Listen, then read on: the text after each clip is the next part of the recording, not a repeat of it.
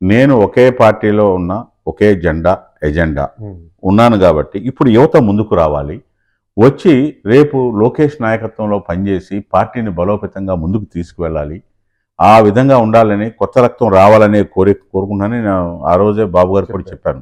40% యూత్కి మీరు రేపు టికెట్లు ఇవ్వండి అని కూడా నేను ఆ రోజు చెప్పడం జరిగింది. ఆయన కూడా ఆ రోజు అప్పీల్ చేశారు, ఇస్తానని కూడా చెప్పారు.